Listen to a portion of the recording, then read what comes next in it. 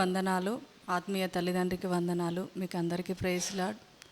నిజంగా Paradise fire ministry అంటే అన్న చెప్పడం కాదు కానీ అది నిజంగా అగ్ని నిత్యం మండుతూనే ఉంటుంది. నిజంగా అన్నను నిజంగా దేవుడు అగ్నితోనే అభిషేకించి నిలబెట్టిండని నేను నమ్ముతా. ఎందుకు అనంటే మా పాప బాగాలేక చాలా క్రియలతోని చేతబడులతోటి మేము బాధపడుతున్నప్పుడు మాకేం తెలియదు అసలు.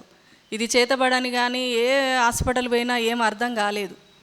అసలు ఎన్ని టెస్టులు చేసినా ఎవరు కూడా డాక్టర్లే తిట్టి పంపించేది మమ్మల్ని. ఏమి లేదమ్మా పాపకు, అనవసరంగా తిప్పుతున్నామని. చాలా ఘోరమైన పరిస్థితి. అసలు చనిపోతుందని ఆశ వదిలేసుకున్న రోజులు అవన్నీ.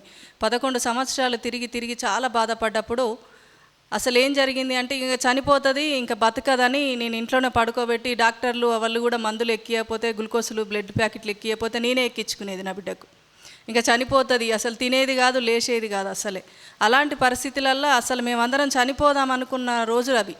2017 6వ నెల ఒక డేట్ ఒకటి మర్చిపోయాను. అయితే ఆ రోజులల్లో అసలు చాలా ఘోరమైన పరిస్థితి. ఇక చనిపోతుంది అనుకొని అందరం ఎక్కడోళ్ళు అక్కడ తిండి తిప్పలు నిద్ర ఏమి లేదు మాకు.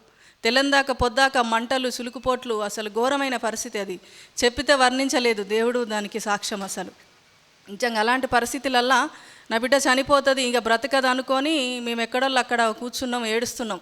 అలాంటి ఎప్పుడూ నిద్రపోను. మత్తు ఇంజక్షన్లు ఇచ్చినా నిద్రపోలేదు, మత్తు ఇంజక్షన్లు గ్లూకోజ్లో కలిపినా నిద్రపోలేదు, నరాలకు ఇచ్చినా నిద్రపోలేదు. 3 సంవత్సరాల కంటి మీద రెప్పబడలేదు నా బిడ్డకు. అలాంటి పరిస్థితులల్లో ఇంకా చనిపోతుంది అనుకొని లాస్ట్గా మేము అనుకున్న రోజు, ఆ రోజు శనివారం రోజు నైటు అసలు పడుకున్నది. అసలు ఎప్పుడు కూడా పడుకోదు, నిద్రపోదు. మేము ఎక్కడో కూర్చున్నట్టే నిద్రపోయినాం. అసలు డోరు కూడా వేయలేదు, తలుపు వేయలేదు, అసలు ఏం లేదు. అట్లాంటి పరిస్థితుల్లో నిద్రపోయిన తర్వాత నా బిడ్డ కూడా పడుకున్నదట. మేము కూడా ఎక్కడో అక్కడ పడుకున్నాం. తెల్లారి 3 గంటల సమయంలో ఈ ప్యారడైస్ ఫుట్బాల్ గ్రౌండ్లో పెద్ద అగ్నికి ఆకాశానికి మంటలు మండుతున్నాయి. అక్కడ అన్న ఇంకా మన లెక్క ప్రేయర్కి వచ్చిన వాళ్ళందరూ నిలబడి ఆ అగ్ని చుట్టూ తిరుక్కుంటూ ప్రార్థన చేసుకుంటూ బైబుల్ నన్ను వేసుకుంటూ మళ్ళీ తీసుకొని చదువుతుండట. ఆ దర్శనం వచ్చిన తర్వాత 4 గంటల రాత్రికి లేచింది. ఉలిక్కిపడి లేచి అమ్మాని గట్టిగా అరిచింది. అంటే చనిపోయేటోళ్ళు అరుస్తారు కావచ్చు అనుకొని నేను లేచి ఏడుస్తుంటే అమ్మమ్మ నాకు ఇట్లా కల వచ్చింది, ఇట్లా జరిగింది అన్న తర్వాత మా ఫ్రెండు అన్న గురించి చెప్పి ఇక్కడ దాకా తీసుకొచ్చిన తర్వాత నిజంగా అన్న ద్వారా పరిశుద్ధాత్మ దేవుడు నా బిడ్డను ముట్టి స్వస్థపరిచిండు. బాగున్నా. నిజంగా ప్యారడైస్ ఫైర్ మినిస్ట్రీ అంటే పేరు కాదు, నిజంగా దేవుడు పెట్టిన పేరు. నిజంగా ఇక్కడ ఎప్పటికీ బలిపీఠం మీద అగ్ని మండుతుంది అంటే మండుతుంది. నిజంగా దేవుణ్ణి అసలు ఎంత శుతించినా తక్కువే మేము.